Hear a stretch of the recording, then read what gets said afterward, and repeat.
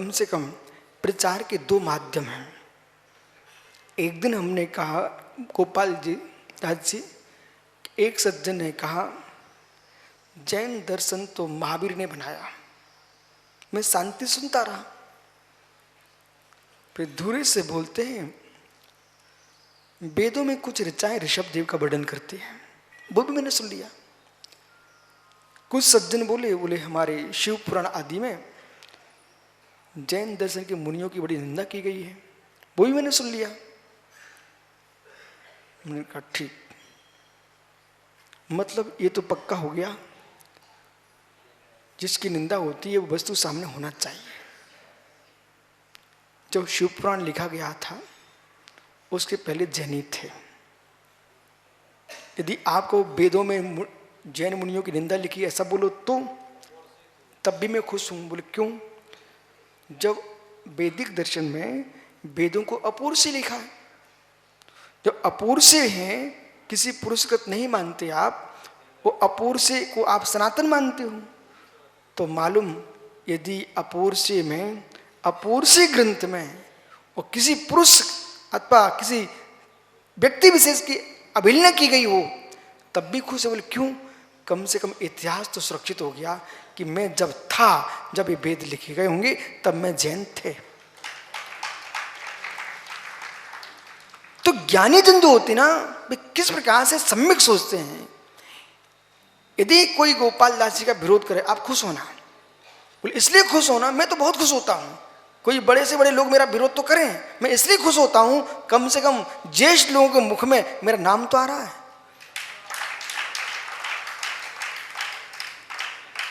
वैदिक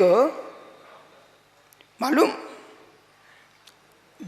ग्रंथ में एक जगह विषय आया, और विषय ही आया महात्मा अजीत सागर जी कि मैं हिंदू ग्रंथ से बोल रहा हूं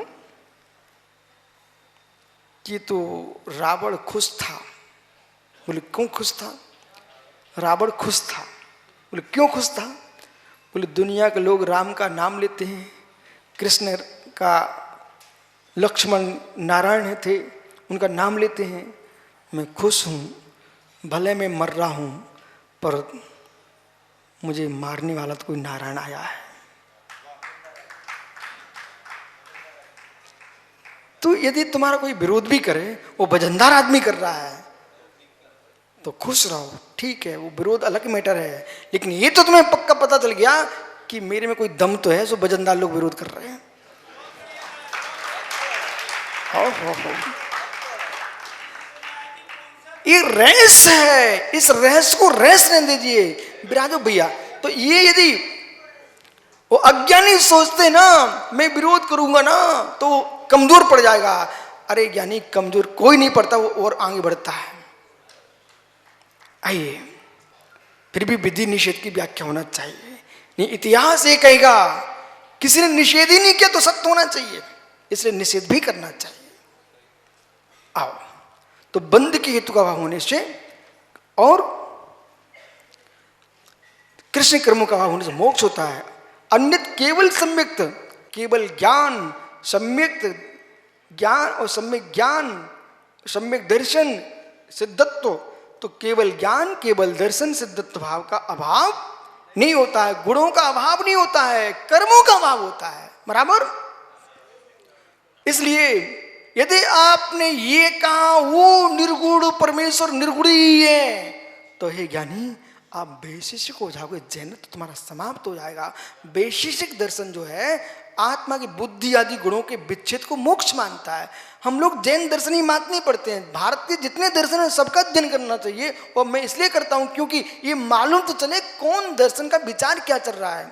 तो वैशेषिक दर्शन का यही मत है कि बुद्धि आदि गुणों का विच्छेद हो जाना मोक्ष है, लेकिन मात्र बौद्ध में बेसिक में शब्द भेद ही है, काम वही होगा। बौद्ध ने सीधे आत्मा का विनाश कर दिया और वैशेषिक ने बुद्धि आदि गुणों का अभाव कर दिया। जब गुणों का अभाव हो जाएगा तो गुणी अपने आप नष्ट हो जाएगा। समझ में आया? संजय सागर जी, तुम भी कहां उलझ रहे हो भाई? बुद्धि आदि गुण विच्छेद मोक्षा, तो बुद्धि आदि गुणों का अभाव को मोक्ष मानता वैशेषिक दर्शन, और जैन दर्शन कहता है कर्मों का अभाव और गुणों का सद्भाव, इसका नाम मोक्ष है। तदनंतर मूर्धम गच्छन्त्या लोकांता, जब मोक्ष हो जाएगा, ये बड़ा विषय आनंददायक है, इसके बारे में ग्रंथों बड़ी मनोहर व्याख्या की गई हैं। तदंतम मूर्धम गच्छन्ता, जैसे ही कर्म का अभाव हुआ तो आत्मा ऊर्ध्वगमन करती है, विशुद्ध गई, ऊर्ध्वगमन स्वभाव है। लोकांतात, पर कहां तक? लोकांतात। अब मनीष पंडित है ना, वो मालूम क्या बोलता है, बस प्रभु की क्रियामती शक्ति इतनी थी। मनीष, अब मनीष का मतलब ऐसे भी लोग हैं, बोले उनकी शक्ति इतनी थी। अरे ज्ञानी, जीव द्रव्य पुद्गल द्रव्य में क्रियावती शक्ति होती है, उनका क्रिया करना धर्म है, लेकिन लोकांताति क्यों, आगे सूत्र कहेंगे। परंतु निमित्त को उड़ा के भगाने वाले लोगों की दृष्टि से वे कुंद कुंद के भी माँ बाप बन जाते हैं, वहां कुंद कुंद को भी भूल जाते हैं, पूज्य मार्ग को भूल जाते हैं, श्री षटखंडागम के पूजन भूतबली स्वामी को भूल जाते हैं। बस बस उनकी योग्यता इतनी थी। अरे मित्र, तुम्हारे पिताजी का क्या जा रहा है, लोक का विभाग करने वाला द्रव्य को ये धर्म द्रव्य अधर्म द्रव्य है, अधर्म द्रव्य और धर्म द्रव्य जहां तक है वहीं तक छह द्रव्य का अवस्थान है, और जहां धर्म द्रव्य का अभाव है वहां गमन नहीं होता है। शुद्ध आत्मा के लिए भी उदासी निमित्त की आवश्यकता वहां पड़ जाती है।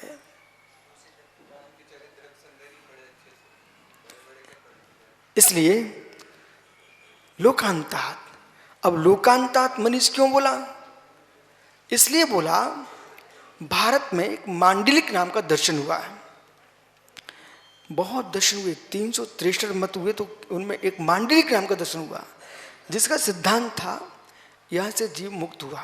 यहाँ कोई साधु बैठे हुए मुनिराज, मोक्ष हुआ, ऊपर गए तो फिर कहाँ गए, कहाँ गए, बोले जाते ही रहते हैं। मतलब भैया ऐसा मोक्ष नहीं चाहिए या घूमते ही रहो, घूमते। अरे घूमने से बचने के लिए तुम साधना कर रहे हैं कि भटकने से बच जाए, और तुम तो मोक्ष हो गए, फिर घूम रहे, वो क्या हुआ, गए, फिर क्या हुआ, गए। चिड़िया उड़ी फुर्र, गए विशाल गए। गुन्नू शक्कर, ऐसा मुझे नहीं चाहिए कि घूमते ही रहे। लोकांतात, वे परमात्मा लोक के अंत भाग में विराजमान हो जाते हैं। कैसे? ऊपर ही क्यों जाते हैं? पूर्व प्रयोगांत संगत्वा बंधच्छेदा थागति प्राणामश्च।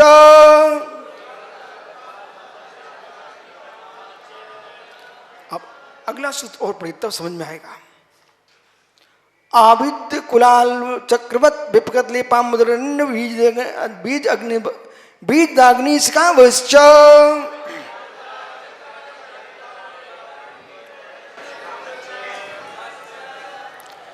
ये दो सूत्र एक साथ अर्थ करना आपको।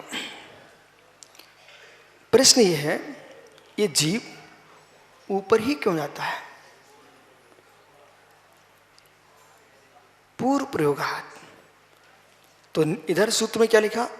आबद्ध कुलाल यानी कुंभकार। कुंभकार जो ना अपने चक्के को यूं डंडा पकड़ता है, वो फंसाता है और यूं घुमा देता है और छोड़ देता है, डंडा कर रख देता है और चक्का घूमता रहता है। देखा कभी आपने? अब जब घुमाया था तब पकड़े हुए था, अब छोड़ दिया, लेकिन फिर भी चक्का काटती रहता। क्यों?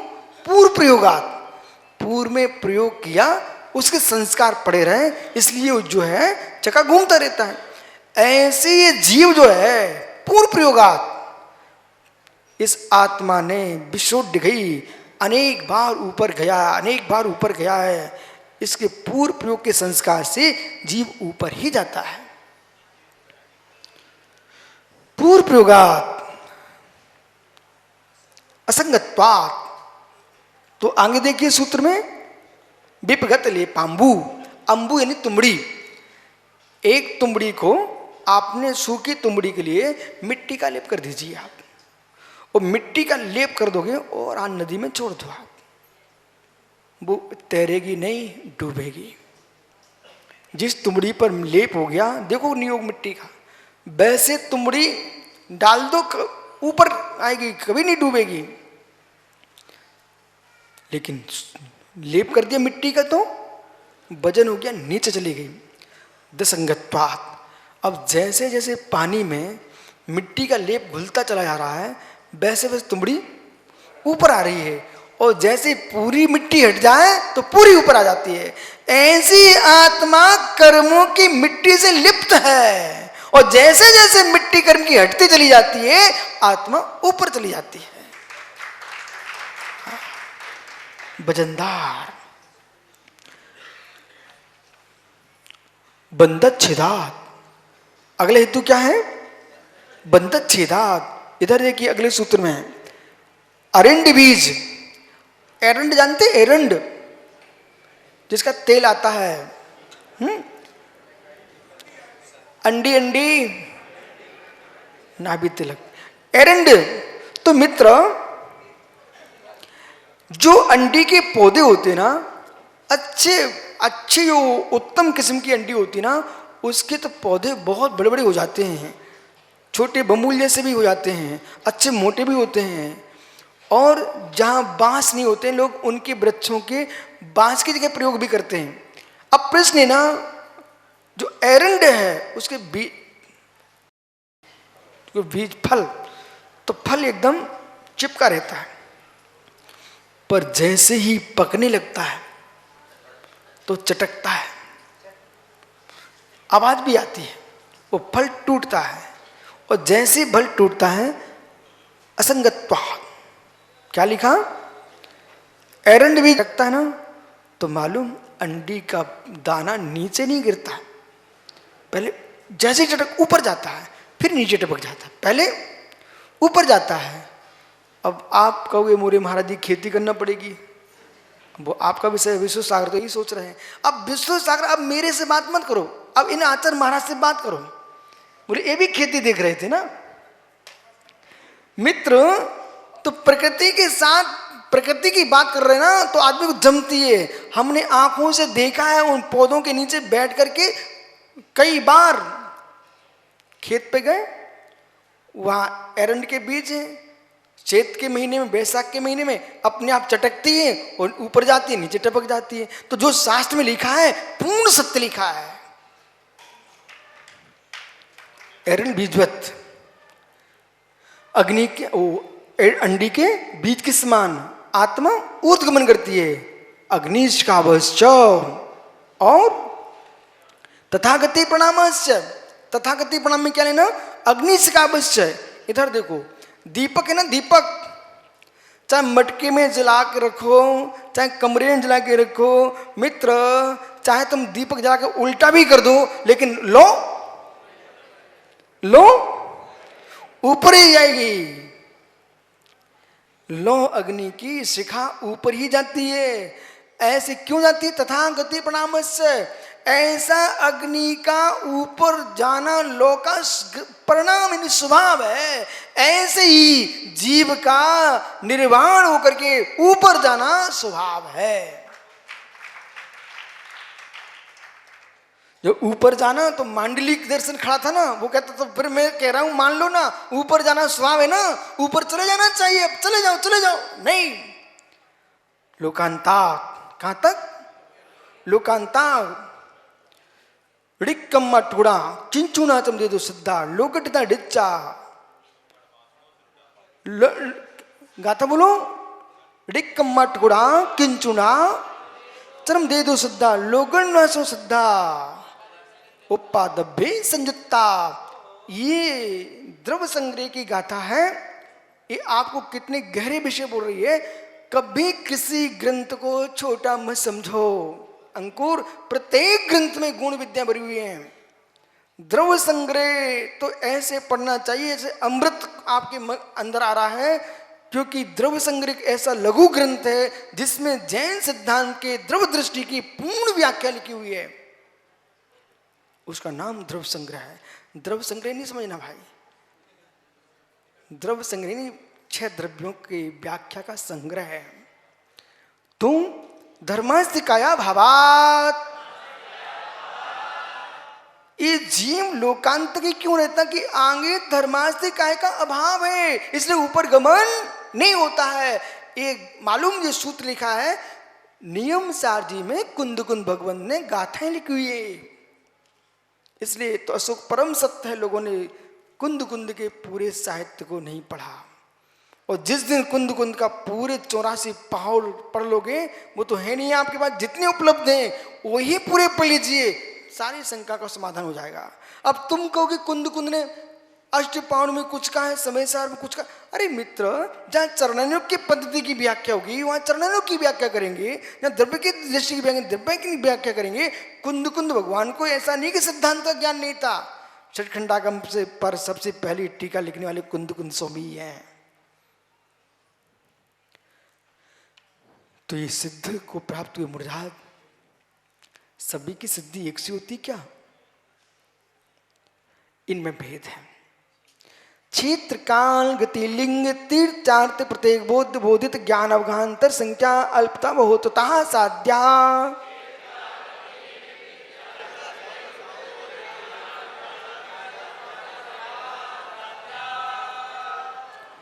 क्षेत्र की अपेक्षा से ये आत्मा परमार्थ से 8 प्रदेशों से सिद्ध होती है, अथवा जिस प्रदेश में वहीं से सिद्ध होती है, और 2.5 द्वीप से सिद्ध होती है। क्षेत्र अपेक्षा काल, सुकाल में ही सिद्धि होती है, परमार्थ से सुकाल में सिद्धि होती है, व्यवहार से जीव चतुर्थ काल में लिंग से मोक्ष होता है, भाव लिंग से मोक्ष होता है। द्रव भाव लिंग दोनों से युक्त जीव मोक्ष जाता है। लिंग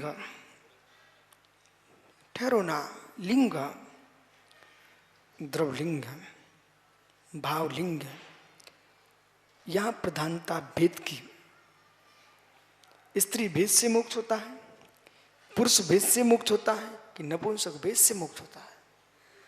इस सूत्र का लोगों ने एकांत कैसा अर्थ निकाला? जब कहा स्त्री भेद से मोक्ष होता है, तो श्वेतांबर परंपरा में द्रव स्त्री भेद से भी मोक्ष मान लिया, जबकि यहां पर द्रव भेद की व्याख्या नहीं है, भाव भेद की दृष्टि है।